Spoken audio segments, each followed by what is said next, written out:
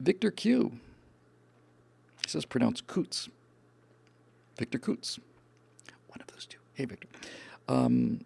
His question is President Trump a political genius or simply insanely lucky that almost every move he makes has the Democrats making themselves look worse, such as with last night's speech? I have to tell you the honest answer, Victor, is up until a month or two ago, I was going to go with the insanely lucky. But comes a point where no one has that kind of luck. You know, comes a point where no one is that lucky. You can flip a coin and get heads, and then get heads twice in a row, and get heads 3 times in a row. 4 times in a row is a stretch. 5 times in a row is pretty impressive. If you throw heads 10 times in a row, that's damn near a miracle. It's virtually impossible to throw. I mean, really virtually impossible. Chances are microscopic of flipping a coin and getting heads 10 times in a row. So that's what he's been doing. He's been flipping coins for heads, and he's been calling heads, and he's been getting heads a lot. And the more he does it, the more unlikely becomes that it's just plain luck. And if it's not luck, then it has to be something else. Now, I think a better question is not whether or not he's lucky or is he a genius. I think the question that I'm interested in is Donald Trump a genius or is Donald Trump a super genius? If he's a genius, well, he is a genius. No question about it. He's president of the United States. He got to be president of the United States because he understood exactly how the media works, understood how the American culture works. He is a genius. There's no question about it. And I'm not just being, flowery here. My understanding is somebody said he's an IQ of 150 or something, 158, something like that. I don't know, and I don't care. The fact is, this guy knows people, and his name is on a lot of big, tall buildings all around the world, and he could not be there if he did not have some genius-level appreciation of how people work. So he's a genius. He's a genius in terms of how he understands people. He understands how deals work. He understands what the other party wants. He understands what he wants.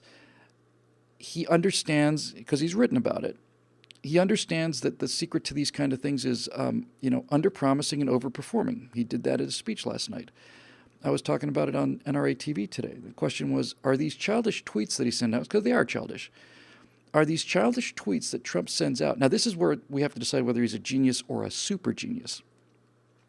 If he's a genius, he's a loose cannon who fires off these things because he's a narcissist, but nevertheless, he has a kind of a fox-like cunning and understanding of how the dynamics of publicity work, and that would make him a genius. But if he's a super genius, then he is doing things like sending out these kind of, infantile tweets specifically, intentionally, to lower expectations or to poke the media in the eye to get them to do things that he wants them to do. And if you send out a bunch of childish tweets and then you come out with a speech like you had last night from Donald Trump, all of a sudden it's the clouds part and the beam of light comes down, right?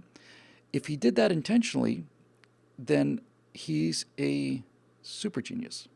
And I'm beginning to suspect that's the case.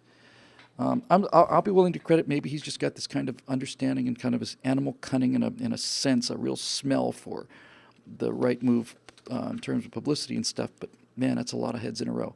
I suspect that he is, every day I suspect more often that he's doing this entirely on purpose. One of the terms I used about Donald Trump that I like quite a lot, I hadn't heard it before, was I think Donald Trump has the either the intellectual genius or the savvy or the instinct or whatever to understand the concept of saturation. He's been, like all Republicans, he's going up a 30-point, 40-point hill. He's got the press, the Democrats, the Hollywood elites at him constantly attacking him. And when I say he's understood the genius of saturation, I think what I mean is the man has been in office for 4 or 5 weeks now. And the press, and everybody else for that matter, the press, Hollywood, teachers, everybody in the country after 5 weeks have called him every single name that they can find. They've called him the worst things they can possibly find. What are they going to say about him in the second month of his 4-year administration? Where are they going to go from here? He's made the press and he's made his critics go directly to their absolute highest note, and it's not sustainable. Even if you could sustain that note for the next 4 years, you certainly can't top that note because that's all you got. He is saturated. There's no more negativity that can attach to him, and I think he's kind of done it on purpose. He is understood that if he takes enough heat early, there's not going to be any more heat that you can add. You can come back again and again and again with the same criticisms, but then he realizes that works for me. That actually works for me, because then people start to think that they're just either picking on me or they're boring. Oh, Donald Trump is a kind of a loose cannon, kind of a vulgar guy. Imagine my surprise that I've been hearing this from CNN now for 9.5 months or whatever. I think he does it on purpose. And example I like quite a lot is in terms of this idea of saturation is if you we talk about politics as being throwing mud, mud throwing, which is another way of saying throwing mud. If you throw mud on a bride, a young woman who's wearing an absolutely pristine white dress, and you throw mud on that person, it's just a shocking catastrophe. This beautiful, pristine, white, virginal kind of a look, and now it's just got this gigantic brown splotch of mud on it. It's appalling. It's a catastrophe. It's the end of the world. But if you throw mud on a guy who's been mud wrestling, you throw mud on a woman mud wrestler, and she comes out of the mud pit covered in mud, and you throw some mud on her, who gives a damn? I mean, you can't even tell. You can't even spot it. There's no contrast. So I think Donald Trump's a guy who's been mud wrestling, and I think he's covered in mud. And I think it was his intention to be covered in mud, and he got covered in mud before he was even really inaugurated. He was covered in so much mud there wasn't a clear spot left to throw any mud on. So now you've got a guy who's walking into this arena, caked head to toe in mud, and all that his enemies can do is throw mud at him. That's all they've had. That's all they've ever had. That's all they've ever had, is the ability to throw mud at people and get them to shut up and back down, because all these other politicians are in white suits and they don't want the mud on them, so they back away. Donald Trump is saying, you know what, let's just get muddy. He goes in there, rolls around in his tuxedo or whatever, in his white dinner jacket, and just covers himself from head to toe in this filth. And then he gets up and then he says, now what are you going to do? You're going to throw some mud at me? My goodness. Imagine my horror.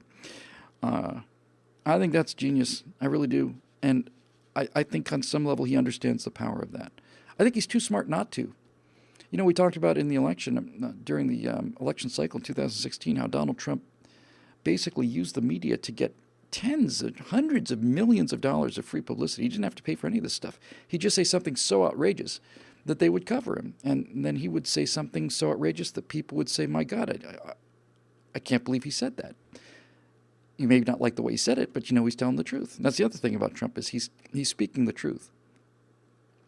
He's not speaking the truth when he says things like, I had the greatest electoral college win in the last 25 years, or, all these other things he says that are just plain not true. Whether they're lies or not depends on whether or not he knows they're not true, but they're certainly not true. And I think what he's doing is he's putting up kind of a barrage, like an anti-aircraft barrage. He's just firing just lots and lots of flak into the air. He's just putting this flak up there, kind of daring these reporters to fly through it. They're taking the bait. They're going after the little things. What Trump said about our size of his inauguration is absolutely wrong. Donald Trump was telling a falsehood that he did not have the larger crowd than Barack Obama. And here's the reason why, blah, blah, blah, blah, blah, blah, blah. And meanwhile, Trump is just sitting there going, well, these suckers fell for it again. While they've been arguing about whether or not I know whether I had a bigger crowd or not. They've spent the last 4, 5, 6 days on the news cycle talking about that. And while they were talking about whether or not I was nuts because I said I had a bigger crowd than Obama did, while that was happening, I got Mad Dog Mattis appointed, and we did this, and we did this, and we did this, and we did this. It could be luck, Victor, but I'm running out of... I'm running out of alternative explanations. It's starting to look like if it looks like a duck and walks like a duck and quacks like a duck, probably it's a duck. So I think last night was a perfect example.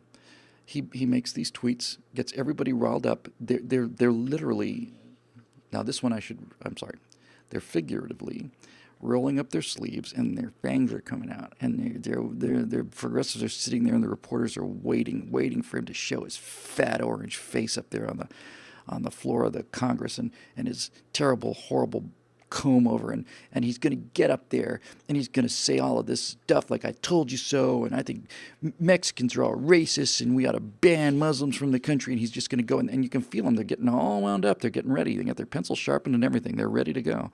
And out he comes with this really magnificent speech, very generous, very conciliatory without backing down. It's like, hey, we need to work together, and not about policies, but about vision. Let's work together. Let's make this country great. Let's do great things. Here's a hero. Here's the widow of a hero who died in combat, saving our country from terrorists. I think that's wonderful. And he stands up and applauds, and the Republicans stand up and applaud, and some of the Democrats applaud, but some Democrats sit down and refuse to applaud this woman who's just had her husband sacrificed to our national security. And they look like absolute dicks, because they are. He'll come out and say something in the speech where he said, and I am working together with whoever it was to make sure that women have the capital necessary for them to fulfill their dreams of starting a business or something. And it's like, genius. Genius.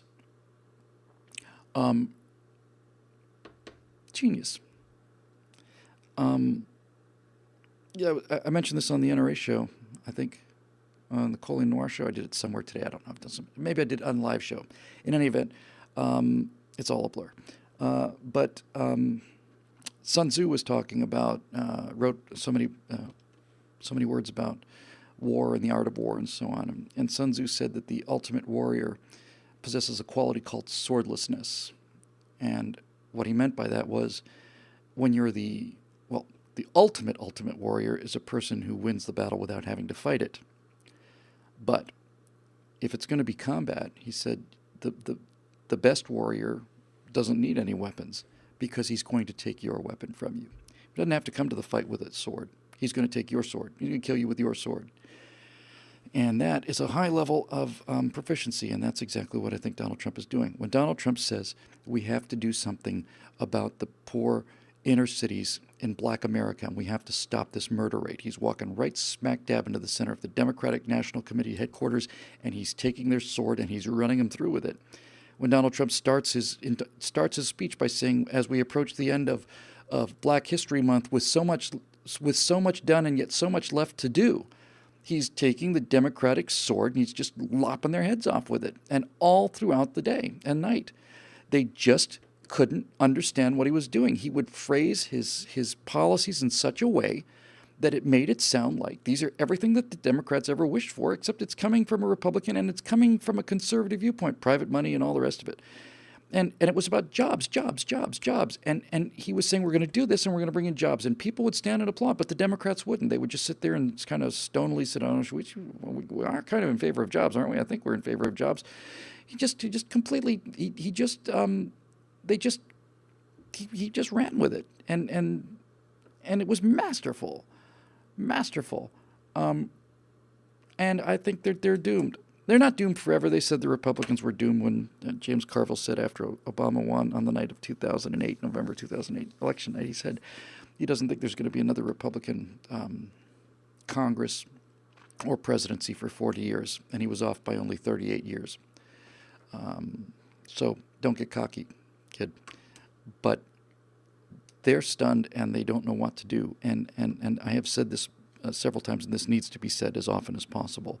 When you take working people away from the Democrats, you're not just taking a large voting bloc away from the Democrats. You're taking their identity. As a matter of fact, you're taking their soul away from them. You are stealing their soul. If you come out and give a speech and talk about jobs, and how the working man in America deserves a break, and you're a Republican billionaire, you have achieved the absolute pinnacle of American politics. You have made a Republican billionaire sound more sympathetic to working people than a community organizer from Chicago, because he is. He does care about them more. It's clear. He went to these black churches. If Mitt Romney had done that one time, it'd be President Romney now. But no, he is a special kind of brilliant. And all of the concerns that I had about him, and I still feel him sometimes. I'll see him write something or, fire off on something, or say something that's just patently untrue. And I go, do you really have to say that? And every single minute that goes by, I'm beginning to think, yes, he does have to say that. Either he has to say it because he is part of this master strategy that is so far beyond most of us that we just see the shadows of it. Or He says these things because he's not capable of stopping saying these things, that he is incapable of controlling himself, and that these off-the-cuff things are part of his personality the same way that me loving airplanes is part of my personality, but that particular personality that has to do these things also has the same kind of genius for promotion and for attention that made him president of the United States. And I'll tell you, this is a binary kind of an epoxy. Some of you will know what I'm talking about there. Those of you who don't, I'll just tell you.